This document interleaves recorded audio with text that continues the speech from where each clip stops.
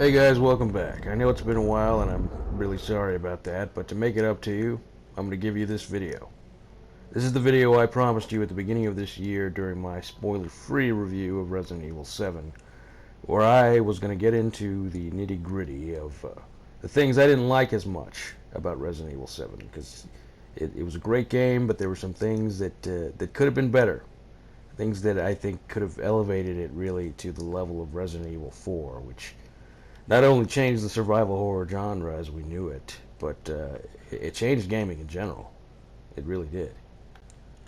And again, I don't want to give anyone the impression that I thought Resident Evil 7 was somehow subpar or just okay. I thought it was awesome. I thought it was fucking awesome. I really did. But, you know, the very objective gamer and Resident Evil fan in me knew there were some improvements that it could have used to like I said, make it as iconic as Resident Evil 4, because it definitely was the ballsiest move they've done since Resident Evil 4. I've said that 1,000 times.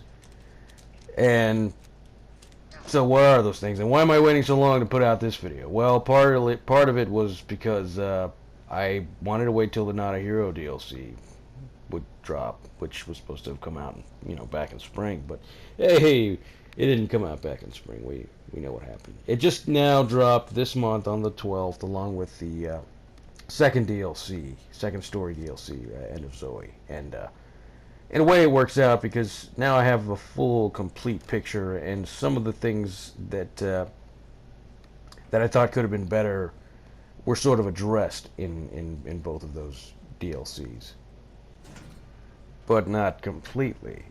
There's the catch. Not completely.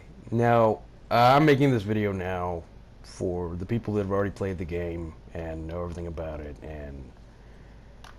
or the people that don't care about spoilers. If you care about spoilers, if you have not played Resident Evil 7, now's your chance to bow out, because this is the video for everyone else that really wants to have a serious heart-to-heart discussion about Resident Evil 7. This is that. Alright? So, hit me a like, and then get the hell out of here, because the whole game's about to be spoiled. Okay.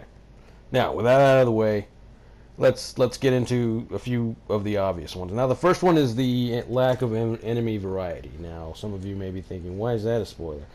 Well, because it's a horror game. And in a horror game, you don't know what kind of threats you're going to face. And we knew right off the bat that it probably wasn't going to be zombies. At the same time, there were a lot of us, even me a little bit. I had a little tiny hope that maybe some kind of zombie would show up. And then putting the molded in the that last update for the beginning hour demo, I don't know. That made that out to be the molded was sort of a licker or hunter type character, an enemy that would show up, later in the game that would be way stronger than your rank and file. But instead, that the molded was the rank and file, and that's it's not good enough. And that's not to say I don't like the design or the molded creatures in general. I think they're pretty badass. I think they're ordinarily they're fucking terrifying. When little Billy runs into your bedroom in the middle of the night, saying he had a nightmare and he saw a monster, this is what he describes right here. I mean, seriously. I mean, black, sharp teeth, fangs, just it seems like a kid's description of a monster. A lot of people were comparing them to the Regenerators, saying, oh, they're just like Regenerators, it's ripped off, they don't have a single original idea. I actually think they remind me more of the Ooze from Resident Evil Revelations, which kind of makes sense because same director, Koshi Nakanishi, and yeah, the Ooze sort of reminded me of the Regenerators also. But, all the more reason why that should not be your baseline enemy. It just shouldn't.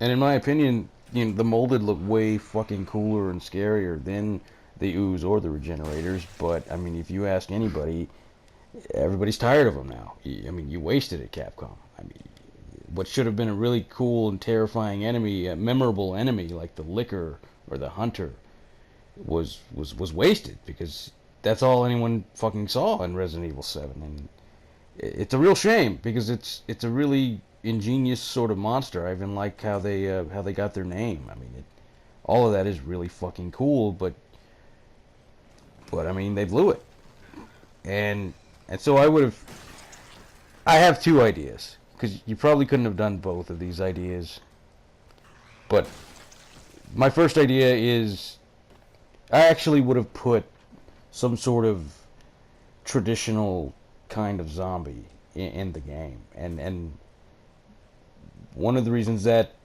comes to mind is because I actually, in a sort of a spiteful way, I kind of wanted to shut up all the haters that were hating on Resident Evil 7 before it even fucking came out, saying it was fucking an Outlast clone or fucking Amnesia clone or whatever. I wanted Resident Evil 7 to shut up the haters. I wanted them to really show them, hey, this is fucking Resident Evil. Remember us? Yeah, you used to shit your pants in this game. We're back, bitches. So if you look at this list of names that you run into early in the game, so what if everybody, all the names that say turned, were referring to zombie, and the ones that say dead were the ones that became the molded, because Evelyn, decided to use them as husks, and so the fungal bacteria that is the E-series mutamycete would be used in that way.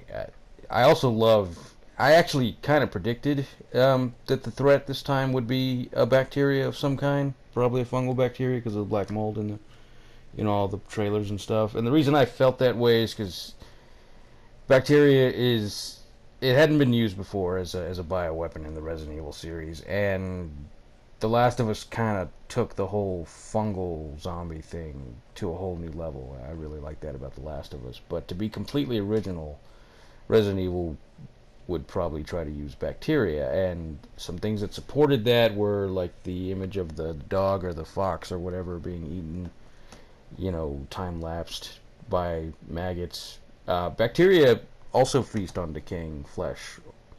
Bacteria, we have bacteria inside of us in our intestines that actually are good bacteria that help us digest our food. There's even some scientific theories that state that our bacteria may actually be influencing how we eat because they're subtly getting us to eat more of the food that they like. And bacteria is also used to clean up oil spills and corrosive materials and things like that. It's very versatile. The different strains of bacteria can do a lot of things. Of course, there's also the harmful bacteria like E. coli and things like that. But bacteria would be awesome. They already used parasites, with the Las Plagas.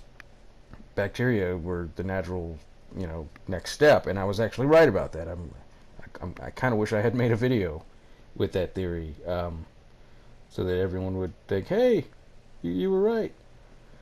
But so zombies is my first idea, and that's just because imagine with the first person view and the sort of quasi tank controls that the first person view sort of is reminiscent of. Killing zombies, Ethan killing zombies would be, they'd be the perfect enemy for a total noob like Ethan, who doesn't have the bioterror combat experience that Chris and then Leon and everybody has. Plus, I mean, if everything infected by the mold is connected to a central hive mind that's under the control of Evelyn, the zombies wouldn't be, your normal chaotic zombies. The zombies wouldn't go after members of the Baker family or Mia. They'd only go after Ethan, because Evelyn would, will them. So, I mean, zombies would make sense. But that's just my first idea. Now, my second idea, I think, is a lot cooler, if I do say so myself. But one of the things one of the things I learned about the early, not even early, but like when they were really ready to, put noses to the grindstone, at Capcom and sit down to make Resident Evil 7. One of the things they wanted everyone to keep in mind was we want to make a game that's sort of reminiscent of you know, The Evil Dead. Something really cool like The Evil Dead. Which is great, because I fucking love The Evil Dead. That's one of my favorite horror films of all time. Even the remake was badass. And before I even learned about that, I sort of suspected that they took some inspiration from Evil Dead because of, you know, the scene with Mia at the beginning, and then Ethan's car looks just like Ash's car. I mean, it does. And then Jack saying groovy during the chainsaw boss fight, which was awesome. Just Evil Dead references everywhere. But frankly, I think they could have afforded to be a little bit even more like Evil Dead. They didn't take enough inspiration from Evil Dead, in my opinion. And Resident Evil is known for taking inspiration from mostly horror films, but sometimes just regular films in general. For instance, Resident Evil 5 was inspired largely by Black Hawk Down, actually, believe it or not. But what's cool about Evil Dead are the Deadite enemies. What made them so terrifying, I mean, terrified the shit out of me as a kid, was that these are enemies that look like, you know, your regular loved ones, and then all of a sudden they get ugly and they attack you, and then if you should get the upper hand and get to a place where you're about to kill them, they revert back, they look normal again, they pretend to be scared, not know what's going on, and so you hesitate, and then, you know, the next second they're fucking on you again, trying to kill you. That to me was always terrifying as a kid, because it destroyed all trust in other human beings.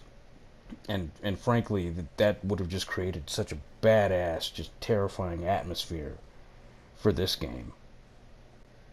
So I think Deadite type of enemies would be a better rank and file enemy than the molded, and Jack and Marguerite don't count. I mean, they should be left the way they were. I mean, they were awesome in this game. I'm not talking about Jack and Marguerite. I'm talking about enemies you don't know are enemies first. You know, maybe you find other survivors like the Travis and Courtney mentioned in the notes and stuff, who were trying to escape and then were turned into molded, or even fucking Pete.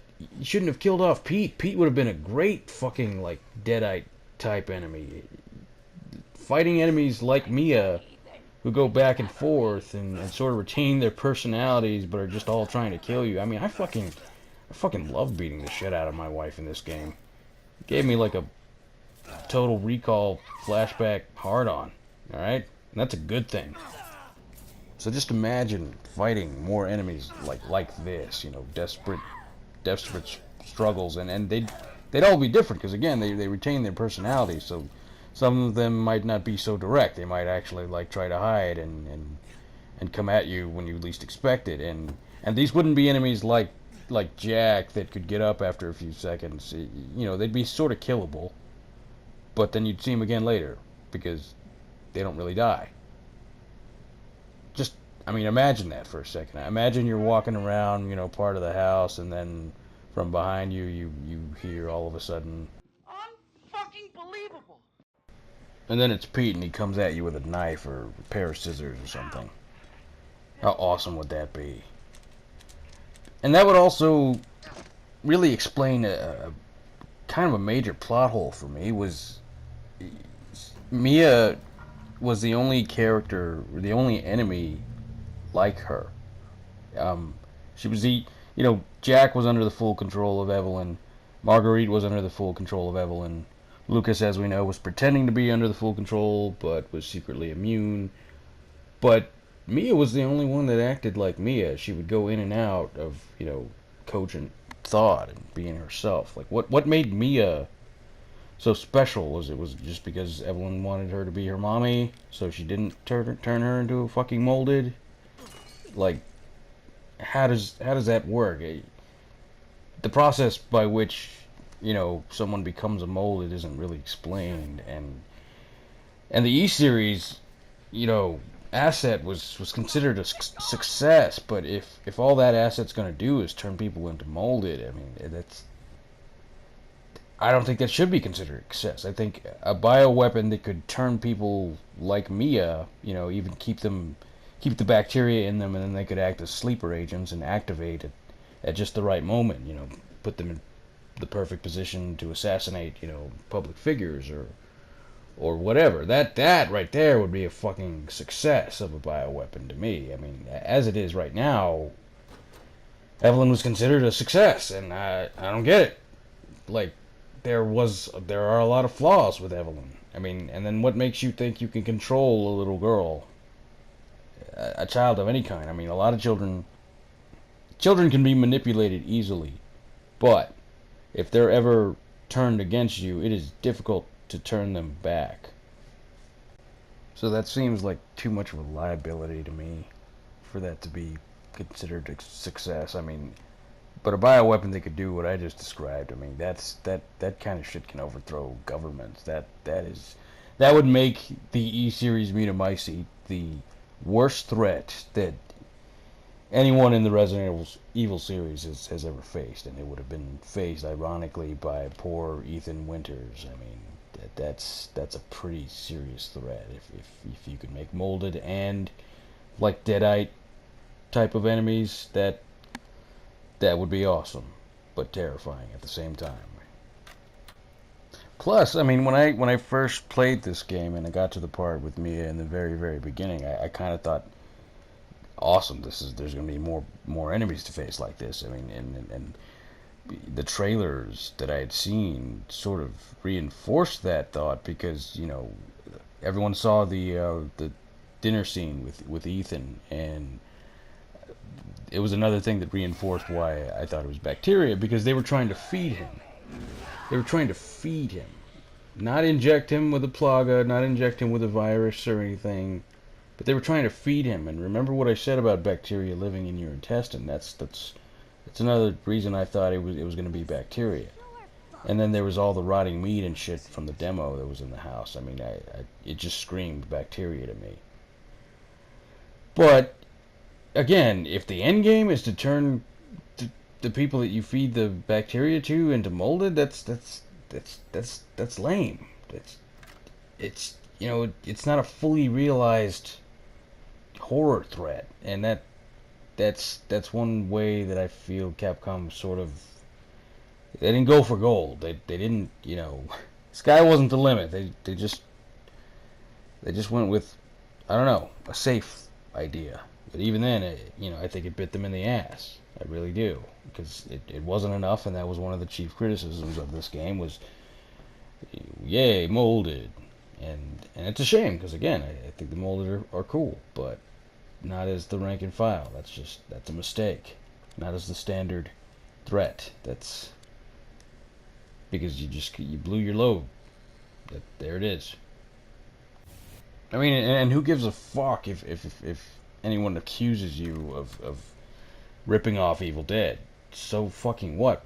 People already accused you of ripping off, the Texas Chainsaw Massacre with that whole dinner scene. They accused you of ripping off horror movies all the time, which, to be fair, Capcom does rip off horror movies, but that's kind of the point. I mean, there aren't any video games based on horror movies, so if you can sort of replicate, the plot of a horror movie and make it into a fun, kick-ass video game, I mean, that's what Resident Evil does. That's what they do, and that's fine. So, making a sort of Evil Dead style game, who gives a shit? I mean, it's Resident Evil. You can explain everything away with science, and we have in the past. I mean, but the template for Resident Evil enemies has always been a sort of humanoid zombie type of enemy. With the classic games, it was zombies, and then with Resident Evil 4 and onward, it was sort of smart zombies. They could communicate, they could talk, and actually one of my biggest criticisms of like 4, 5, and 6 were things were getting a little too international for me. I mean, I didn't mind it in Resident Evil 4, different country, but then you start going to Africa and China and a former Soviet state, I guess, Edonia, and then you give them these names that nobody can fucking pronounce, and it's nuts. Like, and they're gonna speak a language you don't fucking know. In this game, what I really liked was that, you know, Jack and Marguerite would talk mad shit to you, and it was great. I really wanted that, actually. When I played Resident Evil 4, I sort of imagined, wouldn't it be awesome if there were, Las Plagas in America, like, like Chris or Leon were in a city in America, and all the enemies were just talking mad shit to them the way they were in Spanish. And I happen to understand Spanish, so it was still pretty cool for me when I played Resident Evil 4. But then you get into, like I said, China, and yeah, just it was getting a little too international for me. And so it was great that there were enemies that could talk to you, and that was always a great thing about the Deadites in Evil Dead was, they would mock you, they would mock Ash, they would say things to him and act like really, exaggerated versions of themselves, and that would have been really cool to see that in Resident Evil, but we didn't. And I really think that's to the detriment of this game. I think this game could have been very, very memorable and just outstanding if we had gotten an enemy variety like that. And I have two other major things I want to discuss. But let me just touch on a few things because I don't want to spend too much time on them. I'm going to get to those quickly. I like the inventory system, but it would have been nice to have been able to equip stuff from the menu itself, kind of like the old days, instead of having to actually like assign them to a directional button. That would have been real useful. And if we could just increase the stock limit of stackable items back to what they were in the classic games. In Resident Evil 4, you had a great inventory system, but you had so much room it made sense that you could only carry 50 bullets in one box of bullets, handgun bullets, and in the old days you could stack 250 bullets. And in Resident Evil 4, like I said, plenty of space, I get it, you don't want to make the game too easy, inventory management still needs to be a thing, okay, cool.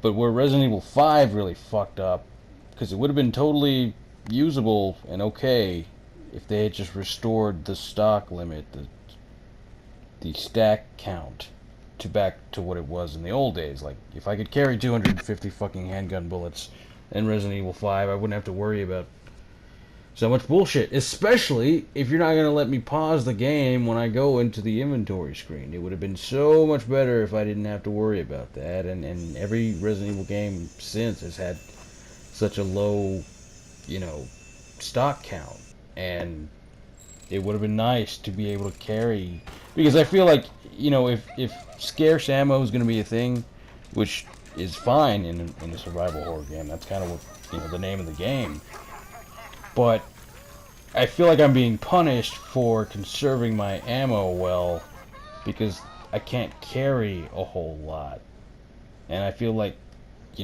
players that are actually doing a good job on conserving ammo, they should be rewarded. And I think that 250 count and just restore all the, the counts to what they were in the old days, especially if we're trying to go for an old Resident Evil vibe, that could have been really awesome. Like I said. Moving on. I know a lot of you out there had a big problem with the final boss fight. I didn't really. And the biggest reason for that was, well, I mean, I'd been through enough, and that fucking fight with the two fat molded at the bottom of the mine shaft was enough of a pain in the ass. Plus, Ethan is a regular guy. I don't... Yeah, I mean, yeah, I know, this is the series where, boulder punching and surviving being cooked in a volcano is a thing, but I don't think Ethan would have been ready for a true, traditional Resident Evil final boss. I mean, in some ways Evelyn was that, but it was also a very scripted kind of battle, and I didn't mind that so much. Sometimes when a game puts you through a lot and then takes it easy on you during the final boss fight, sometimes I kind of enjoy that. Not all the time.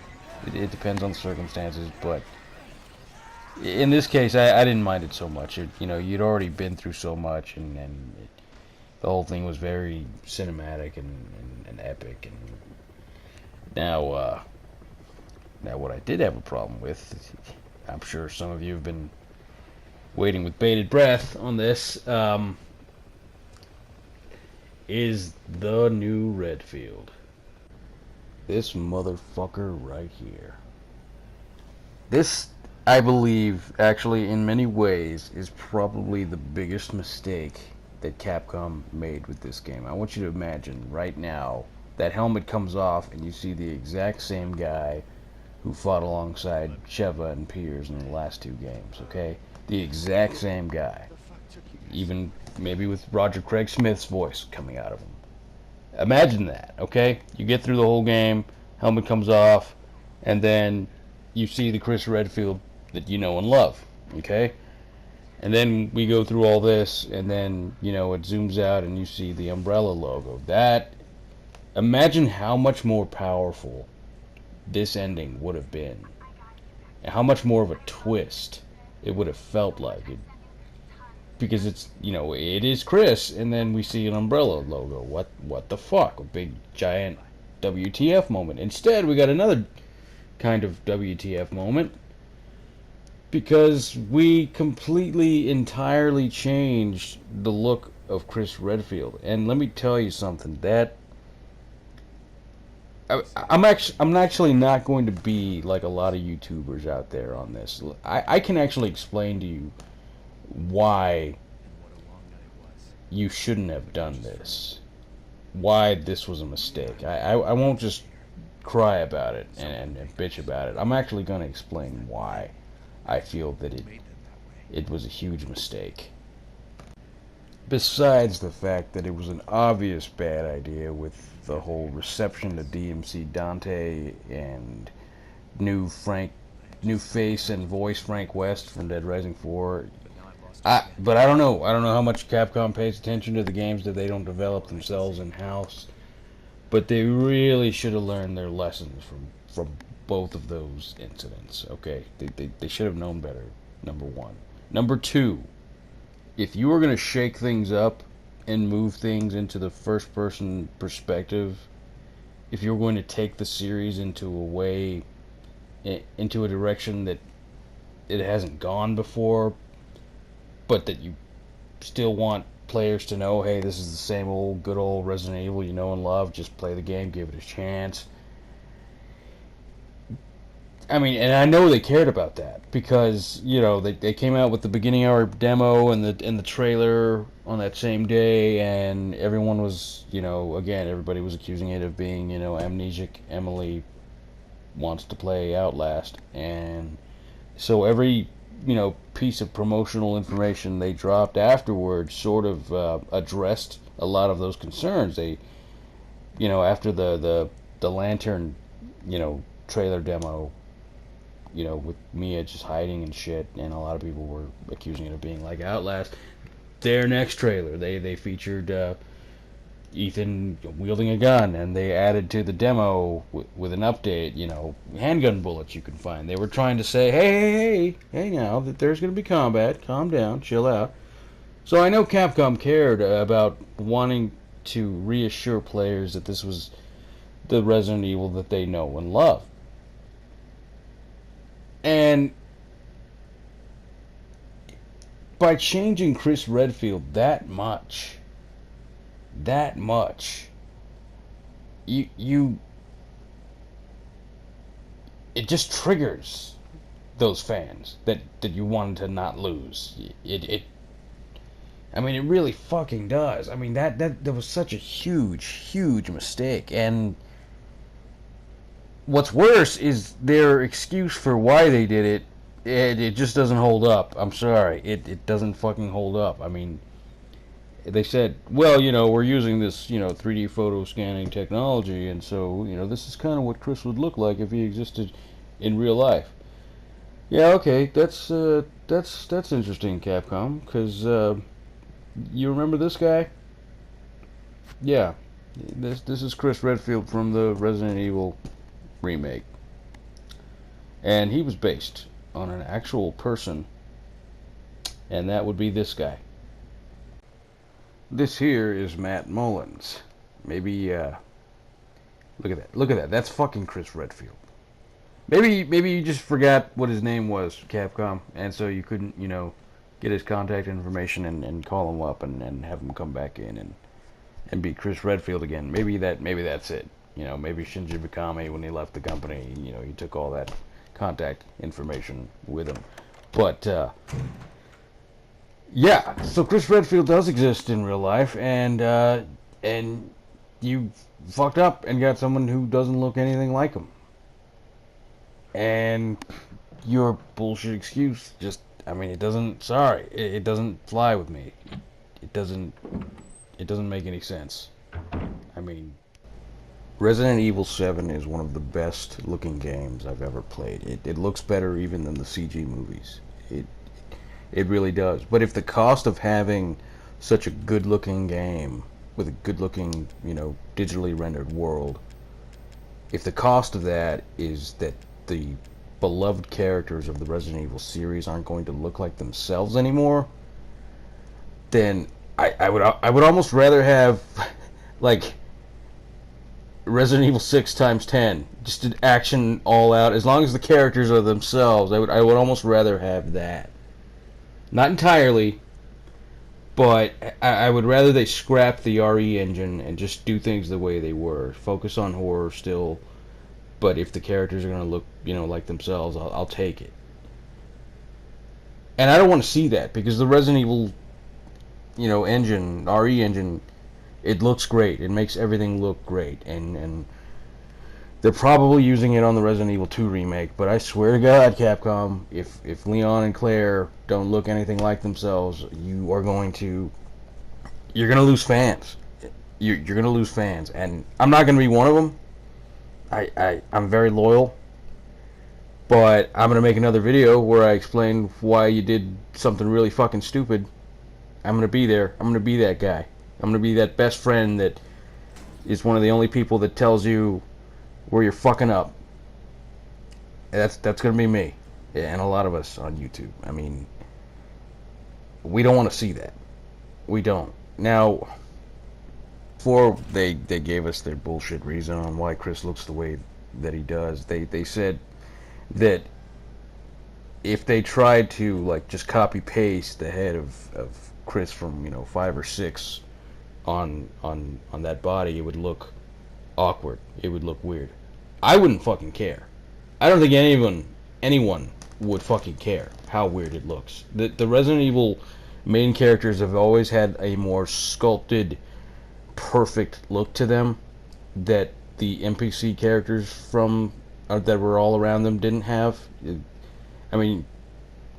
Just put on Resident Evil 5 or 6 and just anybody that's not important, they look like ass. Unless they're the enemies, the monsters. The monsters always look great too. But when Leon and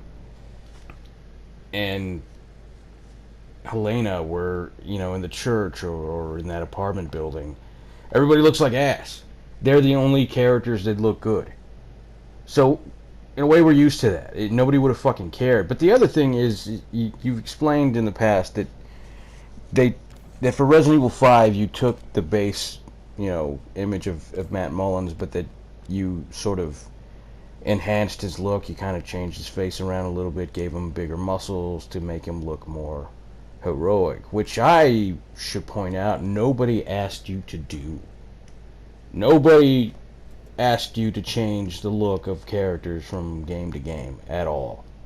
That was your own fuck up. That was your own decision to do that.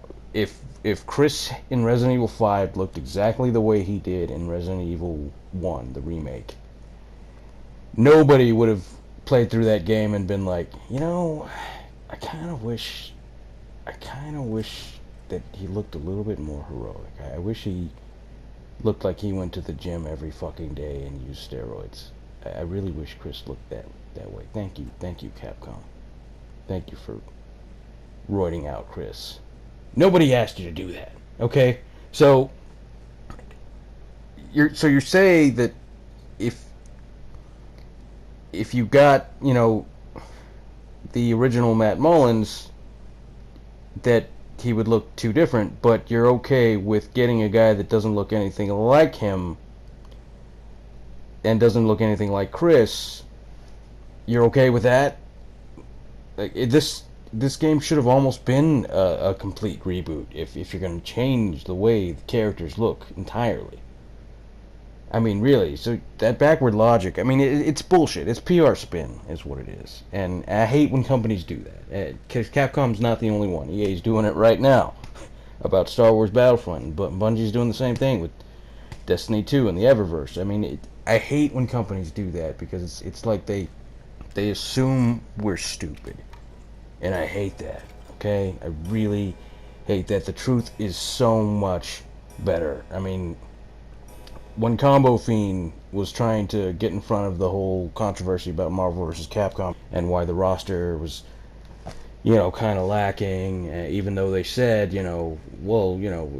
we have access to any characters we want to use, but we just pick the characters that would fit in the story well enough. And, if you think about the characters, they're just really functions, really. Everybody likes Magneto because of the 8-way dash and yada, yada, yada. That's such... Oh, my God.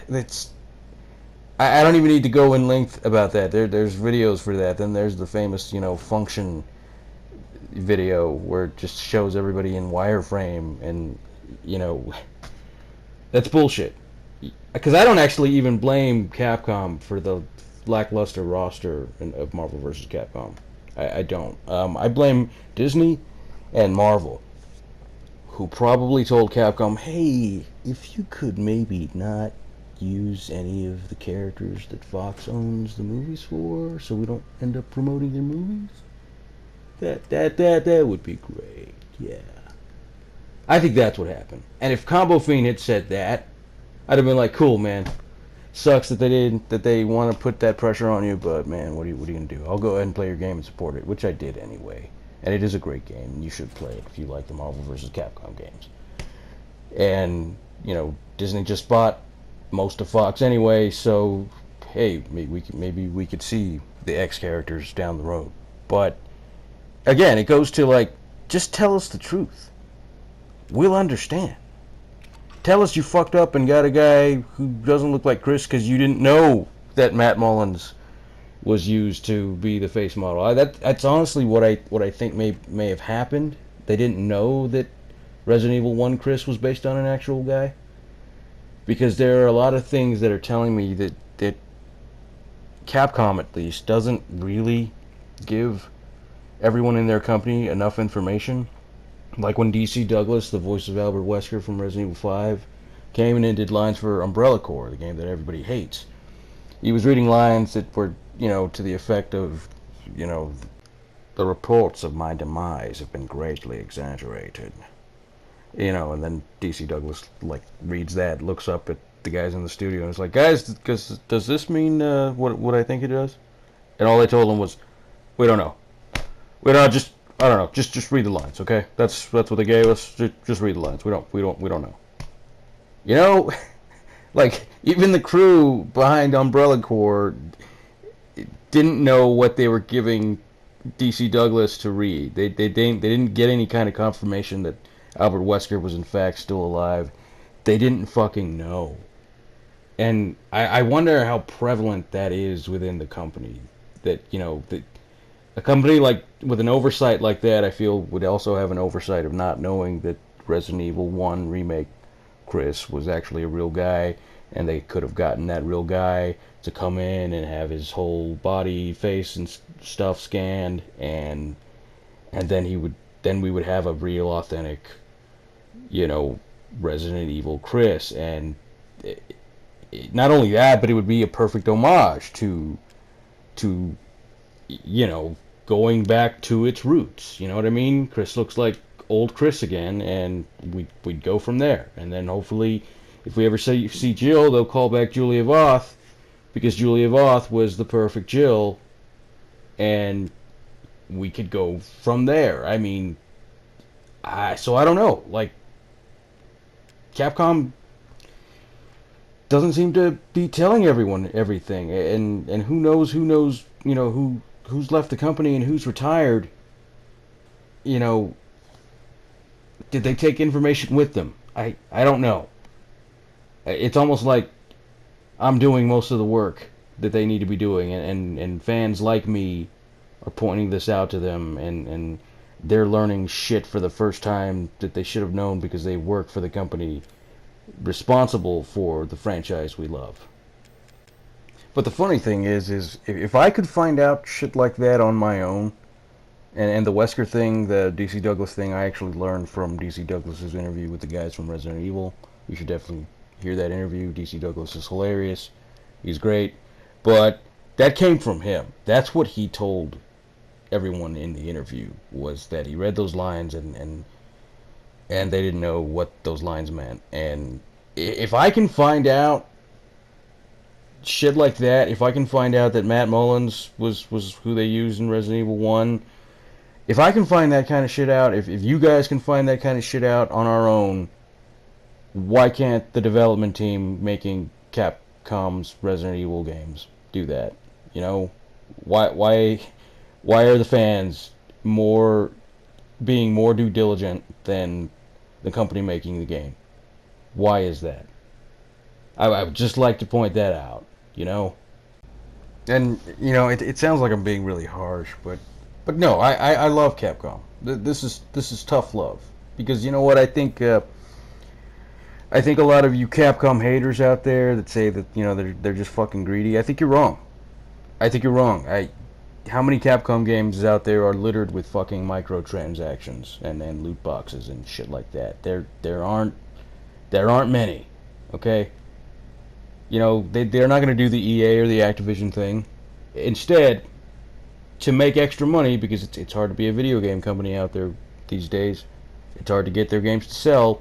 To make money, Capcom is going to soup up with HD graphics, you know, all their old titles and re-release them. And I know a lot of you have been, you know, too hard on them for that. I really do think you've been too hard on them, because I would rather play the greats than get a bunch of microtransactions to help them make more money to survive. I really would. And if I can get every Resident Evil game that I want to play on one console, that's great.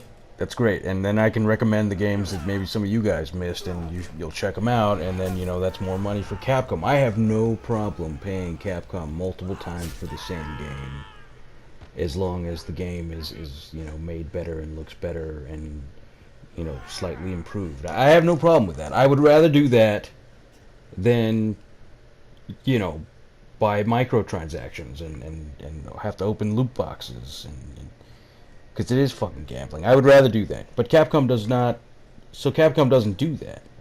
And yet they're being lumped in with companies like, you know, EA, and called, you know, greedy, just like them. No, Capcom's nothing like EA. Nothing like them.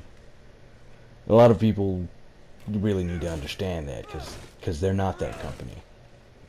But again, you know, if I'm being honest with you guys, and I'm being honest to myself, I'm going to point out when I think Capcom makes mistakes, and that's what I'm doing with this video. And the last thing I want to talk about, because this video is getting, you know, long enough, is the story. Now, to an extent, I want to defend Capcom a little bit, because the Resident Evil series has a problem that comic books even have, and that is when you switch writers all the time, you tend to not get the most cohesive narrative, really. If you think about the Metal Gear Solid series, actually just Metal Gear in general, Hideo Kojima did every one of those games, okay? And so everything connects, all, you know, Metal Gear 2 Solid Snake, Metal Gear Solid, Metal Gear Solid 2, they're all written by the same guy. So the story to Metal Gear Solid and Metal Gear is always been universally acclaimed as, you know, just one of the most moving and awesome stories ever told in a video game series. But it has the distinct advantage of having the same guy write each game. And a lot of you don't realize how rare that is. One of the reasons the Assassin's Creed series sort of went downhill. Well, there's multiple reasons, but one of the reasons is for whatever fucking reason, we still don't know. Ubisoft fired the guy who responsible that created the series, and if they fired him sometime after Assassin's Creed 2, and that's kind of why that series sort of dropped off, starting with Assassin's Creed 3. Although there have been good games, to come out afterward, but I mean, if you remember Assassin's Creed 2, it was groundbreaking. It was fucking awesome, and then it just kind of lost their touch.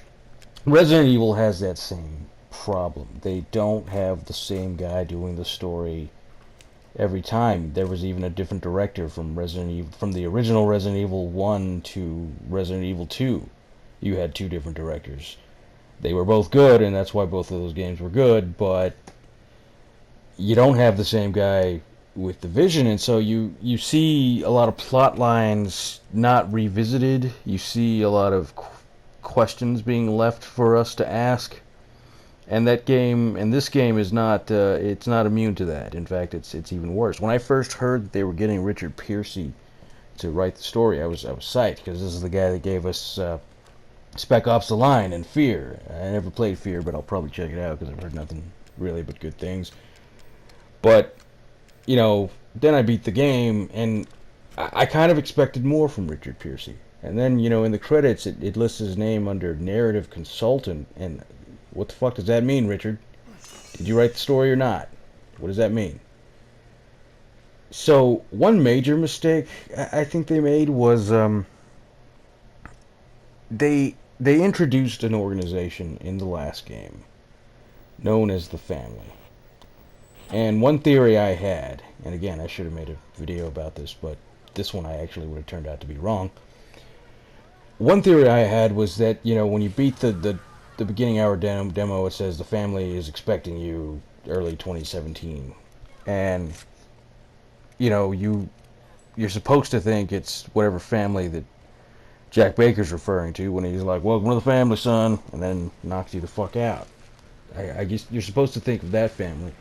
I thought of that family at first, and then I was like, what if it's the family from Resident Evil 6?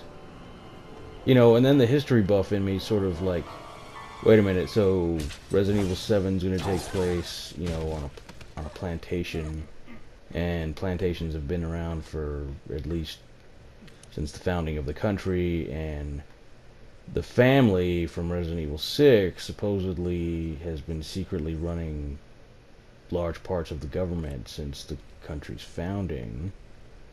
So I thought that Resident Evil 7 would touch on that maybe the Bakers were part of the family. And when I beat the game, there were still some questions unanswered, like who the fuck does Mia work for, and who the fuck was contacting Lucas, and who was Lucas working for, and so I thought, well, it could still be the family. That would be something. And then no, they give us the connections. The connections, another organization with the word "the" in front of them, and I'm like, you're gonna introduce yet another secret organization? I mean, and the umbrella thing doesn't bother me.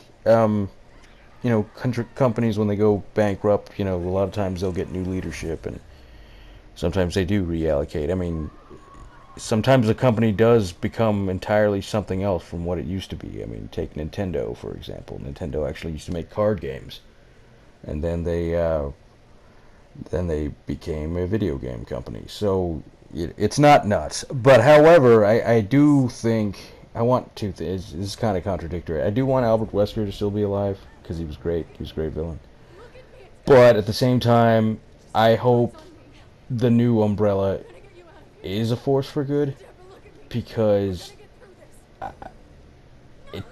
you need to stand your ground, Capcom, and go with it. If they're going to be good, they need to actually be good. Don't do this halfway bullshit. Well, they're good, but they're not.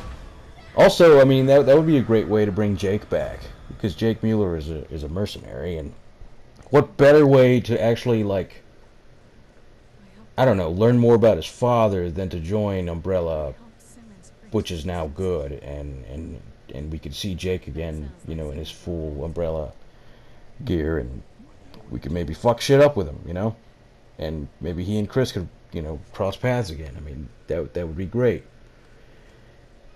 So I hope Umbrella truly stays good, but at the same time, I don't think anyone would be surprised if they turn out to be dirty anyway, and Wesker turns out to be alive. But yeah, the family. Are we just gonna not hear about them ever again? And is this something that we have to put up with every time? I mean, to be fair, Resident Evil, again, because it doesn't have the same writer every time, and to an extent, they don't drop every detail about the story in the games themselves. I have like the Resident Evil files. They're 2 volumes of books that cover, you know, every game from the beginning, and you can read all the lore and everything behind the scenes, but there are things you read about that you didn't have in the games themselves. So they're like, it's like Star Wars. You know, look at any of those Star Wars visual dictionaries or just dictionaries in general, and they give you details that weren't in the movies. And then, you know, you'll read some of the novels and you'll get more details that weren't in the movies, and then you know, something like Disney buying the franchise and making all the other novels, you know, non-canon anymore might happen, but by and large, you get a lot of the lore, a lot of the information and lore that I have about Resident Evil, I got from not just the games themselves, but other sources. I mean, I like to read all the extra shit, you know, and so things like not having, you know, like for instance, the chick that Chris is talking about in the Not a Hero DLC, apparently her name is Veronica, but that came from a source that wasn't the game or the DLC itself. I mean, that came from Capcom. They told us her name was Veronica,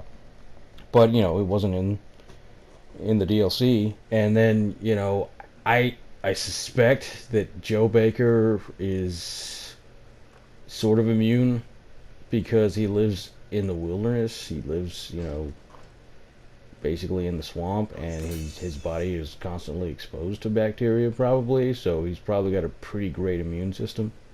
That's kind of how it works. I mean, that's how some neat freaks are very susceptible to getting sick all the time, because they're always cleaning shit, and if you're always in a very sterile environment, your body's not going to get used to fighting off bacteria or germs, and you know, they'll get sick easier. Whereas a guy like Joe Baker that's just, you know, roughing it outside in the bayou, he's gonna be doing great. His body's gonna always be fighting off, you know, harmful shit. So I think that's why he was immune. But again, the game doesn't tell us that. You a lot of times you have to infer a lot of things. You have to kind of draw those conclusions themselves. I mean, sometimes, especially more in movies often than games, but sometimes games do it well.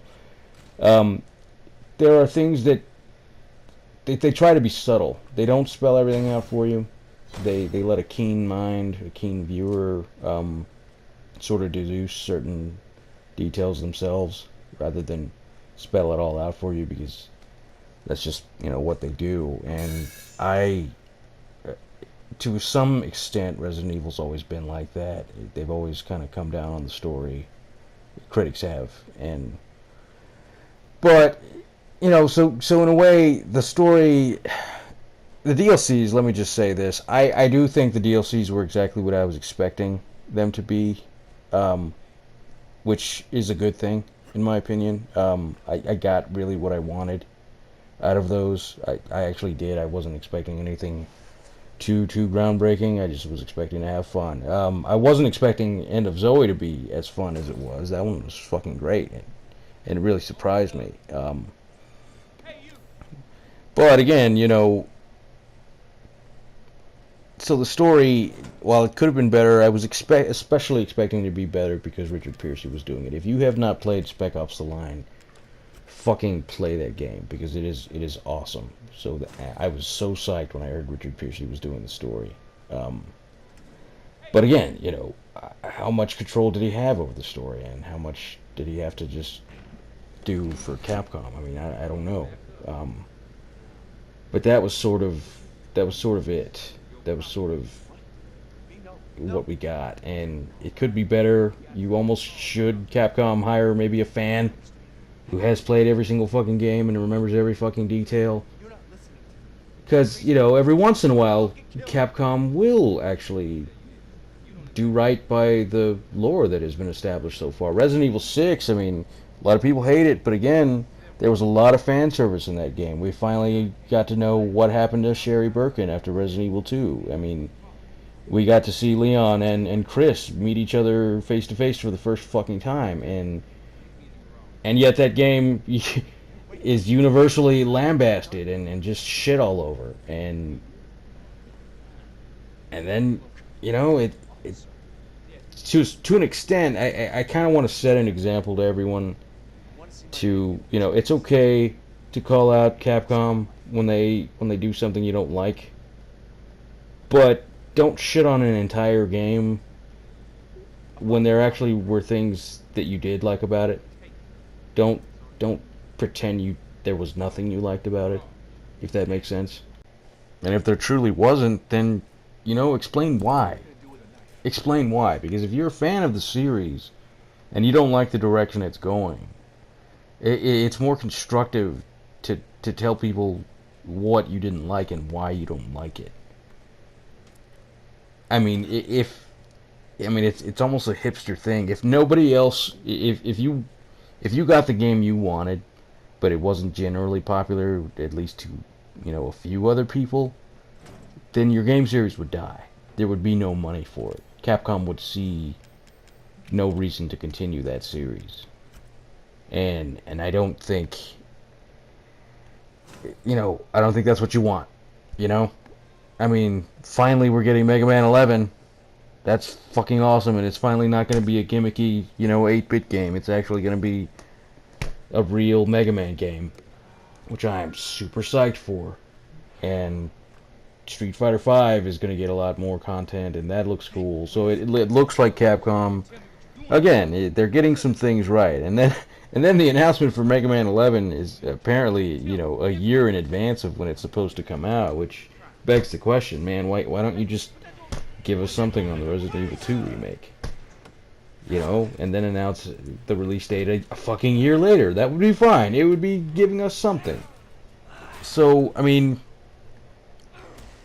I think we should just all be very constructive with our criticism. I mean, it doesn't help anyone to just shit all over something without giving an explanation as to why you didn't enjoy it.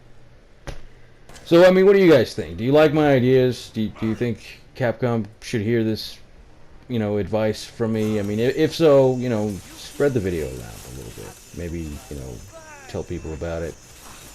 Because, you know, I racked my brain. I had a whole year to think about what could have made this game, you know, as big as Resident Evil 4. And that's why this video is so fucking long. I would also like to thank Avid Expert for telling me to get off my ass and make another fucking video. So, thank you, Avid, if you're watching. But yeah, did you like what I said? Did you disagree with anything, really, that I said? If so, you know, or maybe you just want to give kudos. I mean, leave me down, sound off in the comments. Let me know what you think. I'm going to try to come out with more videos. I really am. Even if it's just, you know, my opinion on things. I owe you guys more content because you are my subscribers and I don't want to let you down. So, expect to hear a little bit more from me from now on. With that said, I hope you guys have a Merry Christmas, Happy Holidays, and hopefully you'll be back here soon.